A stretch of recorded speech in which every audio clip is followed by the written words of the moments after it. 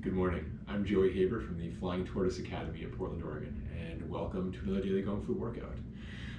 Today we're going to take a look at the Liang Baguazhang Old 8 Palms. The Old 8 set is a really nifty kind of cornerstone of the practice of Bagua. Each family has their own version of this.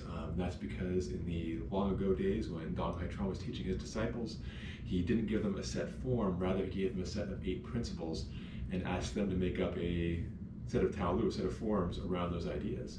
And so as a consequence, each of the major families has their own version of the Old 8 with the exact same derivative ideas beneath it. So it's a really neat kind of cross-style comparison you can play with that. And again, today we're going to focus on the Liang version. We're going to take a look at various Jiwen Gong foundational exercises that break down each of the parts, and then we're going to put it together hopefully into the first line. I hope you all enjoy. Even something that looked like a Mobius strip. All the geometric solids drifted away from the location of the accelerator. About half an hour later, the solids filled more than half the sky, as though a giant child had emptied a box of building blocks in the firmament. The light reflected from the mirror surfaces doubled the brilliance of the light hitting the ground, but the intensity continuously shifted. The shadow of the giant pendulum flickered in and out, and swayed from side to side. Then, all the geometric solids began to deform. They gradually lost their regular shapes, as though they were melting in heat. The deformation accelerated, and the resulting lumps became more and more complex. Now the objects in the sky no longer reminded people of building blocks, but of a giant's dismembered limbs and disemboweled viscera. Because their shapes were no longer so regular, the light they reflected to the ground became softer, but their own surface coloration turned even more strange and unpredictable. Out of the mess of three-dimensional objects, a few in particular drew special attention from observers on the ground. At first, it was only because the objects in question were very similar to each other. But upon closer examination, people recognized them, and a wave of terror swept CiXinLiu. They were all eyes. Of course, we don't know what tricellular eyes look like, but we can't be certain that any intelligent life would be very sensitive to representations of eyes. The Princeps was one of the few who kept calm. He asked the science consul, "How complicated can the internal structure of a subatomic particle be?" "It depends on the number of dimensions of your observation perspective. From a one-dimensional perspective, it's only a point. That's how ordinary people think of the particles. From a 2- or 3-dimensional perspective, the particle begins to show internal structure. From a 4-dimensional perspective, a fundamental particle is an immense world." The Princeps said, "To use a word like immense to describe a subatomic particle, such as a proton, seems incredible to me." The science consul ignored the Princeps and continued. "As we move to higher dimensions, the complexity and number of structures within a particle increase dramatically. The comparisons I'm about to make will not be precise, but should give you an idea of the scale. A particle seen from a 7-dimensional perspective has a complexity comparable to our tricellular stellar system in 3 dimensions. From an 8-dimensional perspective, a particle is a vast presence like the Milky Way. When the perspective has been raised to 9 dimensions, a fundamental particle's internal structures and complexity are equal to the whole universe. As for even higher dimensions, our physicists haven't been able to explore them, so we cannot yet imagine the degree of complexity." The Princeps pointed to the giant eyes in space. "Do these show that the microcosmos contained within the unfolded proton harbors intelligent life?" "Our definition of life is probably not appropriate for the high-dimensional microcosmos. More accurately, we can only say that universe contains intelligence or wisdom. Scientists have long predicted this possibility. It would have been odd for such a complex and vast world to not have evolved something akin to intelligence." "Why are they transformed into eyes to look at us?" The Princeps looked up at the eyes in space. Beautiful, lifelike sculptures, all of them gazing upon the planet below, strangely. "Maybe they just want to demonstrate their presence." "Can they fall down here? Not at all. You may rest easy, Princeps. Even if they were to fall, the mass of all these huge structures added together is only that of a proton. Just like the one-dimensional string from last time, they won't have any effect on our world. People just have to get used to the strange sight. But this time, the science console was wrong. People noticed the eyes moved faster than the other solids filling the sky, and they were gathering into one spot. Soon, two eyes met and merged into one bigger eye. More and more eyes joined this big eye, and its volume grew. Finally, all the eyes melded into one. It was so large that it seemed to represent the gaze of the universe upon CiXinLiu. The iris was clear and bright, and at the center was the image of a sun. Over the broad surface of the eyeball, various colors cascaded in a flood. Soon, the details over the giant eye faded and gradually disappeared, until it became a pupilless blind eye. Then it began to deform, until it finally lost the shape of an eye and became a perfect circle. When the circle began to slowly rotate, people realized that it was not flat, but parabolic. Right leg external like a rotation. slice cut from a giant sphere. As the military consul stared at the slowly spinning colossal object in space, he suddenly understood and shouted, "Princeps and others, please go into the underground bunker right away." He pointed upward. "That is a parabolic mirror," the Princeps said calmly. "Direct the Space Defense Forces to destroy it. We will stay right here." The parabolic mirror focused the sun's beams onto the surface of CiXinLiu. Initially, the spot of light was very large, and the heat at the focal point wasn't yet lethal. This spot moved across the ground, searching for its target.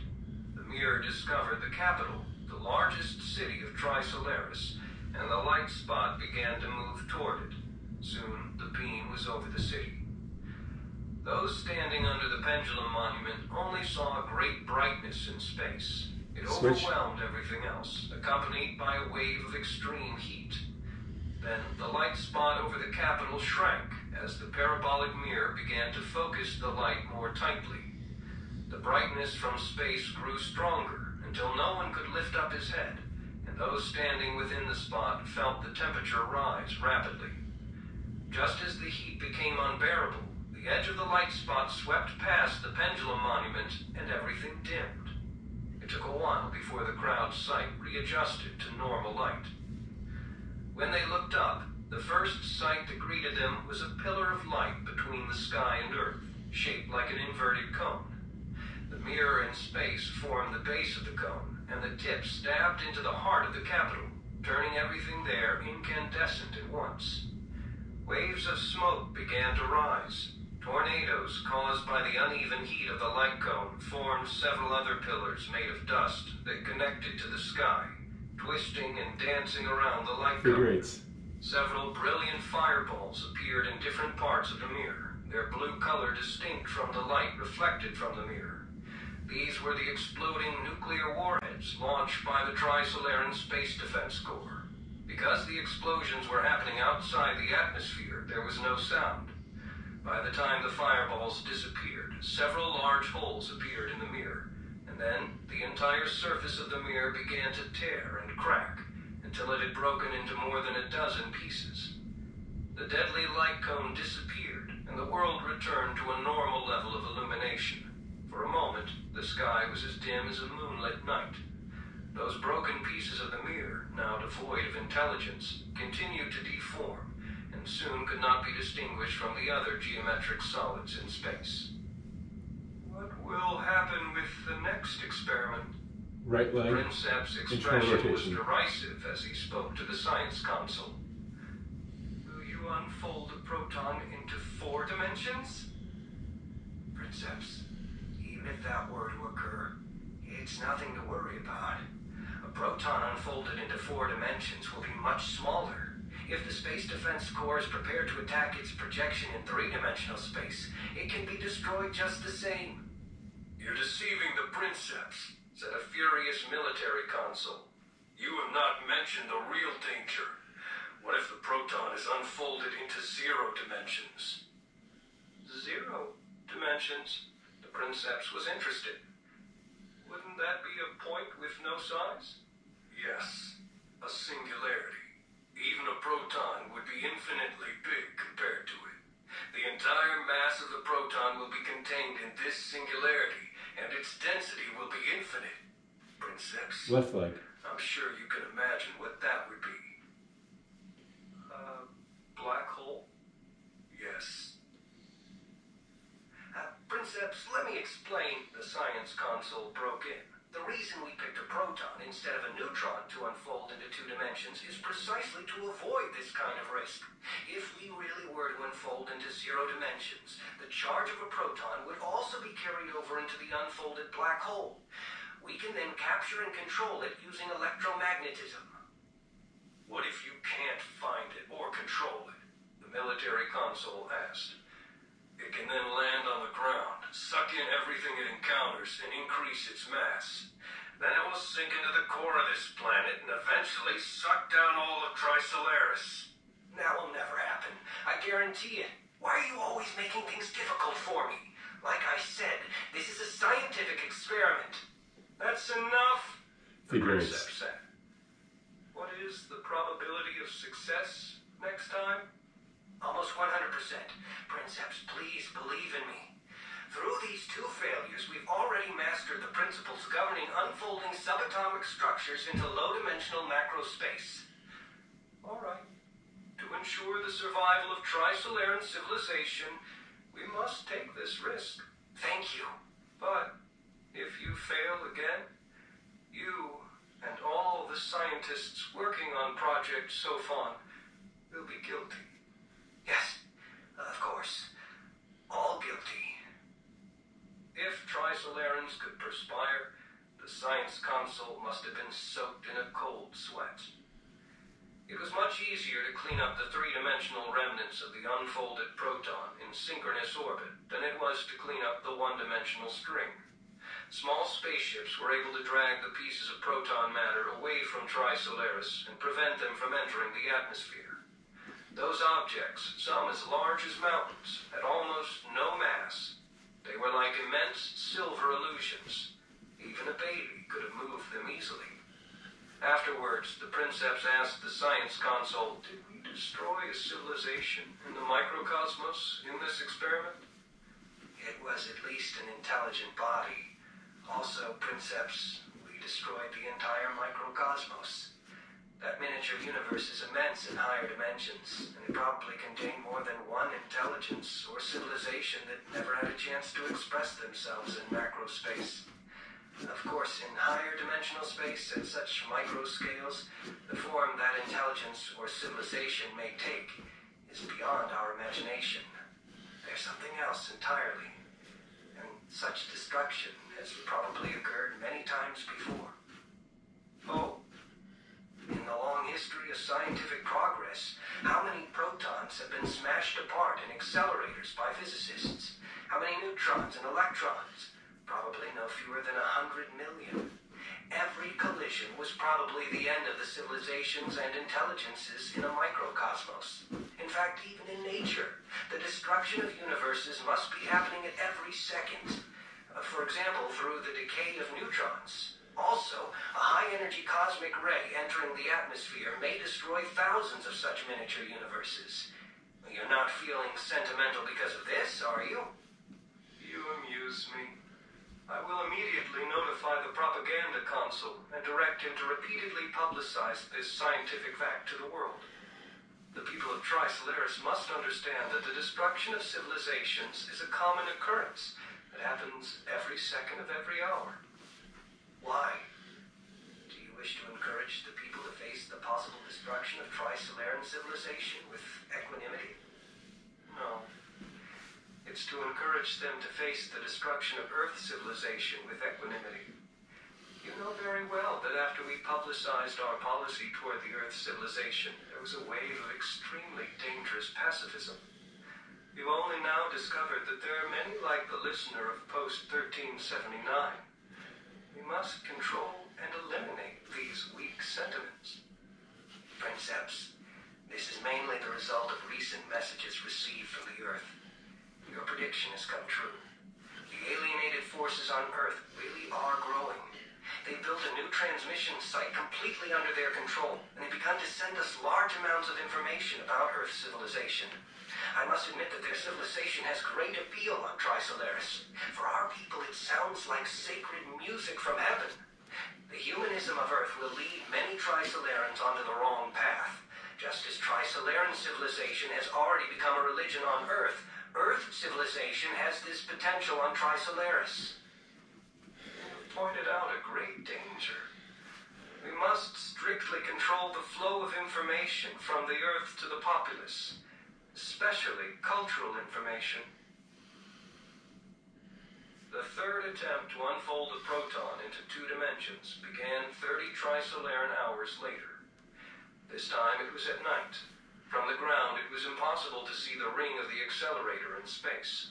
Only the red glow from the heat sinks of the fusion reactors around it marked its location.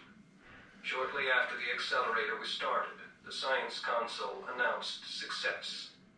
People gazed up at the night sky. Initially there was nothing to see, but soon they saw a miraculous sight.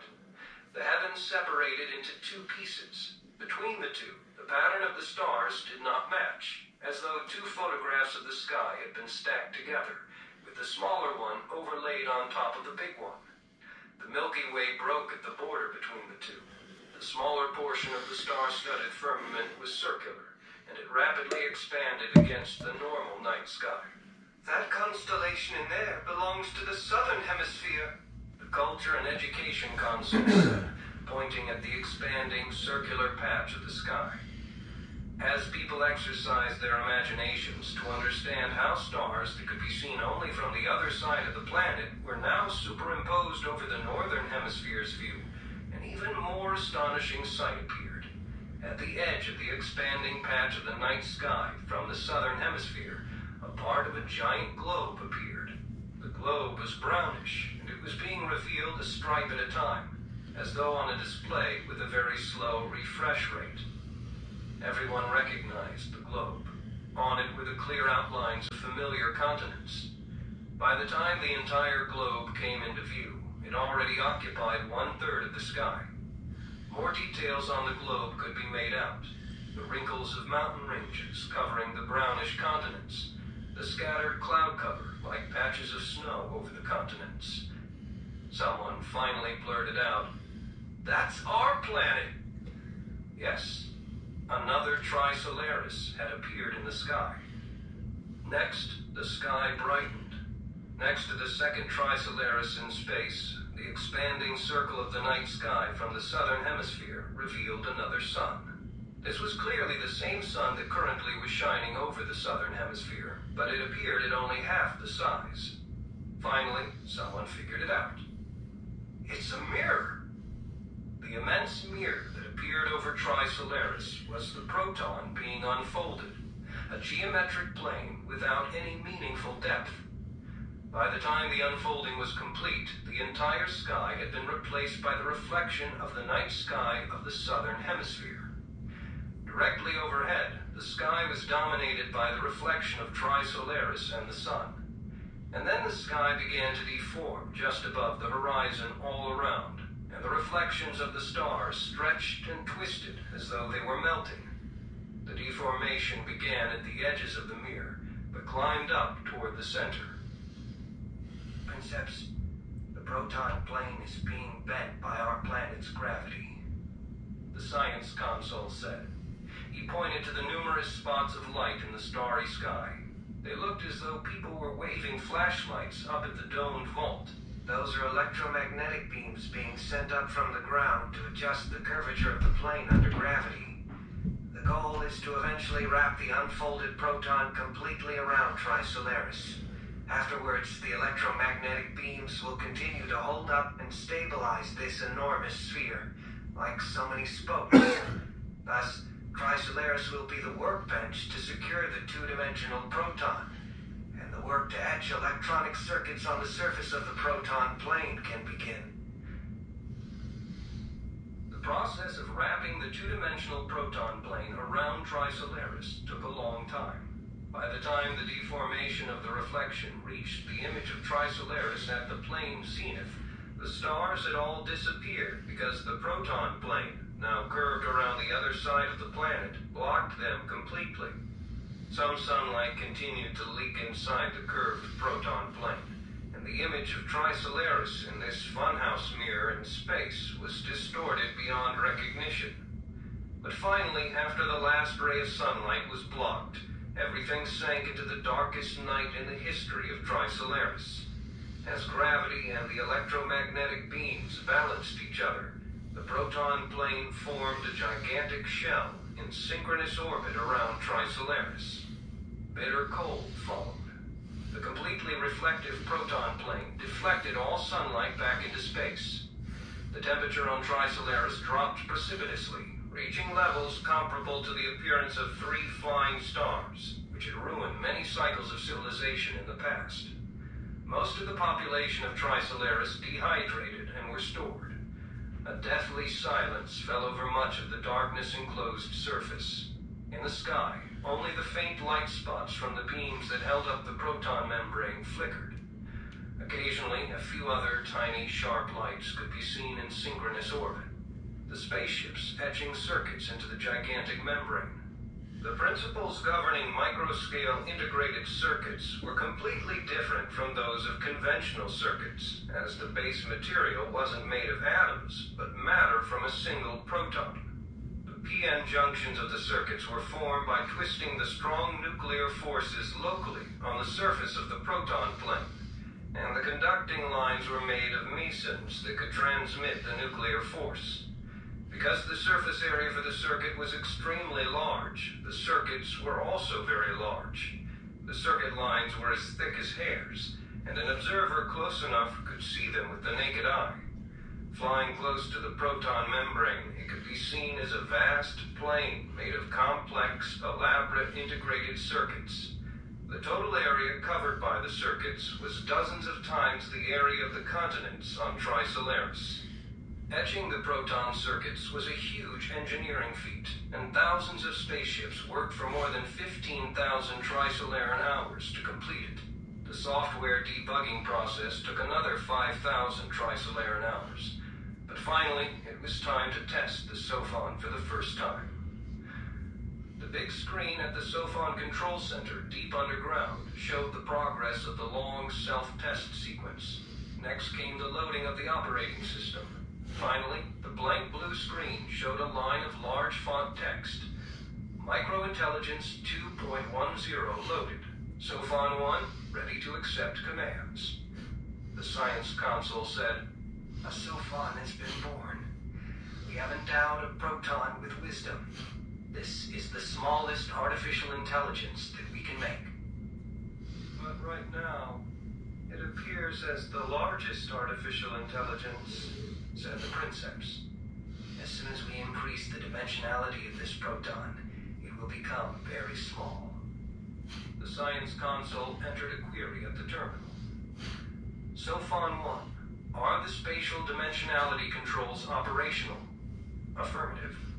Sophon 1 is capable of initiating spatial dimensionality adjustments at any moment. Adjust dimensionality to 3. After this command was issued, the two-dimensional proton membrane that had wrapped itself around Trisolaris began to shrink rapidly, as though a giant's hand was pulling away a curtain over the world. In a moment, sunlight bathed the ground. The proton folded from 2 dimensions into 3, and became a gargantuan sphere in synchronous orbit, about the size of the giant moon. The Sophon was over the dark side of the planet, but the sunlight reflected from its mirror surface turned the night into day. The surface of Trisolaris was still extremely cold, so the crowd inside the control center could only observe these changes through a screen. Dimensionality adjustment successful. Sophon 1 is ready to accept commands. Adjust dimensionality to 4.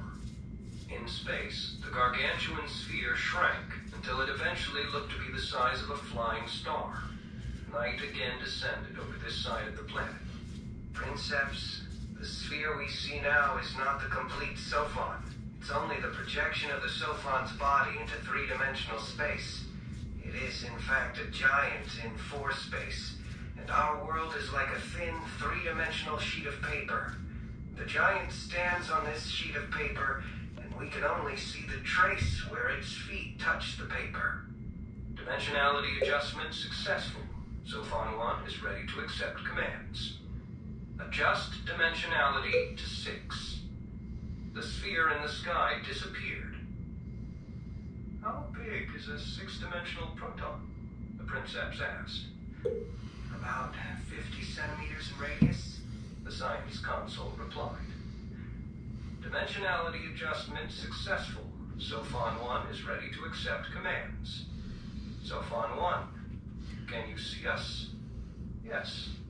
I can see the control center, everyone inside, and the organs inside everyone, even the organs inside your organs. What is it saying? The Princeps was stunned. A Sophon observing 3 space from 6 space is akin to us looking at a picture on a 2-dimensional plane. Of course it can see inside us. Sophon 1, enter the control center. Can it go through the ground? The Princeps asked. It's not exactly going through. Rather, it's entering from a higher dimension. It can enter any enclosed space within our world. This is again similar to the relationship between us, existing in 3 space, and a 2-dimensional plane. We can easily enter any circle drawn on the plane by coming in from above, but no 2-dimensional creature on the plane can do such a thing without breaking the circle. Just as the science console finished, a mirror surfaced sphere appeared in the middle of the control center, floating in air.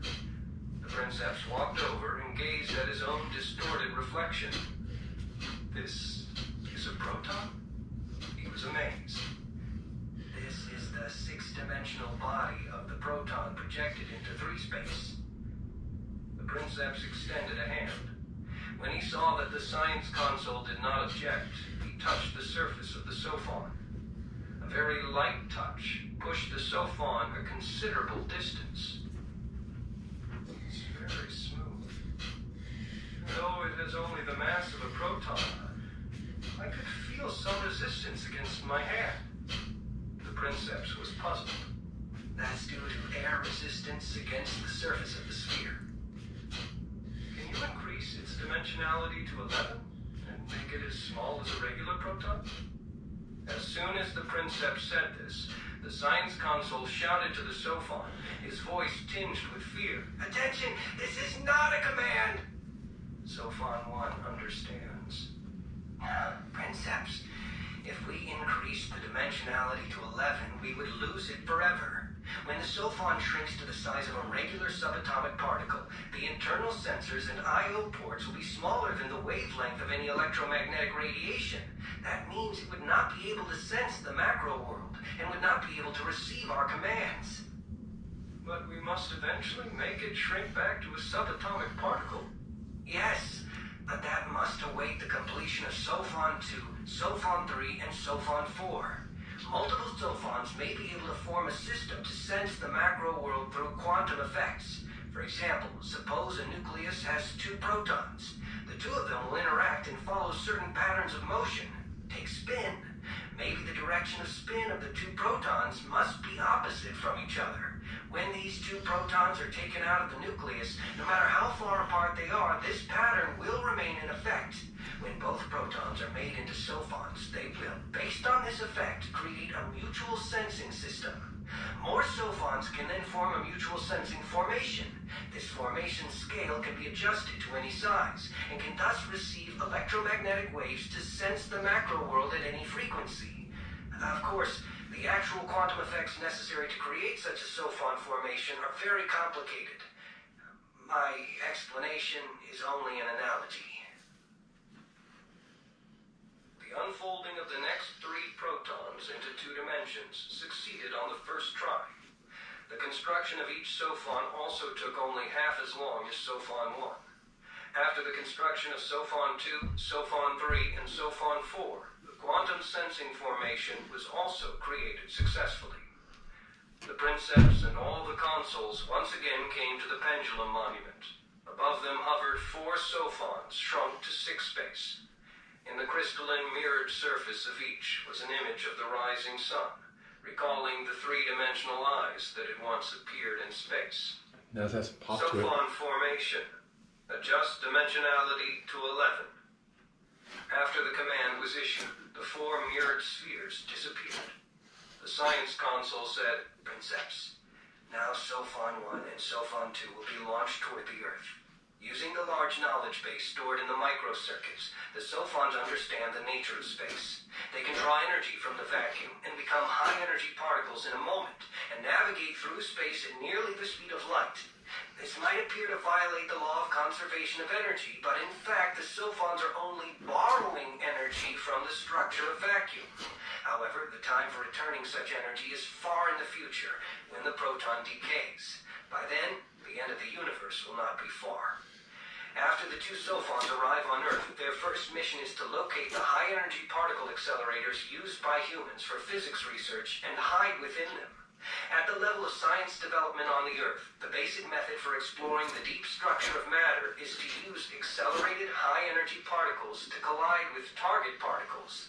After the target particles have been smashed, they analyze the results to try to find information reflecting the deep structure of matter. In actual experiments, they use the substance containing the target particles as the bullseye for the accelerated bullets. But the inside of the substance being struck is almost all vacuum. Suppose an atom is the size of a theater. The nucleus is like a walnut hovering in the center of the theater. Thus, successful collisions are very rare. Often large quantities of high-energy particles must be directed against the target substance for a sustained period of time before a collision occurs. This kind of experiment is akin to looking for a raindrop of a slightly different color in a summer thunderstorm. This gives the Sophons an opening. A Sophon can take the place of a target particle and accept the collision. Because they're highly intelligent, they can precisely determine through the quantum sensing formation the path that the accelerated particles will follow within a very short period of time and move to the appropriate location. Thus, the likelihood that a Sophon will be struck will be billions of times greater than the actual target particle. After a Sophon is struck, it can deliberately give out wrong and chaotic results. Thus, even if the actual target particle is occasionally struck, Earth physicists will not be able to tell the correct result from the numerous erroneous results. "Wouldn't this destroy the Sophon as well?" asked the military console. No. When a Sophon is smashed into several pieces, several new Sophons are born, and they continue to have secure quantum entanglements between them, just like how if you break a magnet in half, you would get 2 magnets.